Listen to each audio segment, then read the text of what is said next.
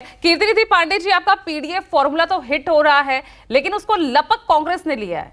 जातिगत जनगणना की जिस तरह से लगातार हर मंच से बात हो रही है, घोषणा ऐलान हो रहे हैं, और कल तो राहुल गांधी ये भी कह रहे थे कि विपक्षी महागठबंधन में ज्यादातर समर्थन में, लेकिन कुछ एक हैं जो अभी भी इसको लेकर हो सकता है कुछ ऐतराज हो, जो इसके समर्थन में ना दिखें। लेकिन क्या ये माने कि इस मुद्दे पर कांग्रेस सारा क्रेडिट लेकर जा रही है? देखिए पूजा जी, आज हम लोग जाति जनगणना पे भारतीय जनता पार्टी के प्रवक्ता को एक बात स्पष्ट करनी चाहिए कि अगर वो बिहार में जाति जनगणना के साथ, तो देश में जाति जनगणना क्यों नहीं करा। और पूर्व की सरकारों में जब कांग्रेस की सरकार, यूपीए की सरकार रही, तो इनके नेता रहे गोपीनाथ मुंडे जी, राजनाथ सिंह जैसे नेता सदन के अंदर जाति जनगणना की वकालत करते हैं। लेकिन आज ये जाति जनगणना से पीछे हटने का काम। दूसरी बात, जो बात आपने कहा कि पीडीए फार्मूला हिट हो रहा, तो निश्चित तौर पे एनडीए को पीडीए हराएगा, इसमें कोई दो राय नहीं। लेकिन हमें तो खुशी है कि जो हमारे नेता आदरणीय मुलायम सिंह यादव जी की आज प्रथम पुण्यतिथि है, हम सब उनको श्रद्धा सुमन अर्पित कर रहे हैं, पूरा देश अर्पित कर रहा है।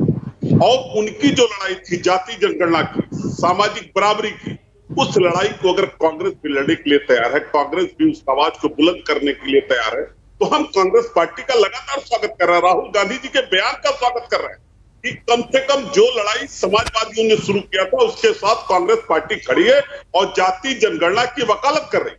और मैं कई बार इस बात को कहा कि अगर भारतीय जनता पार्टी सबका साथ और सबका विकास चाहती, तो जाति जनगणना कराए।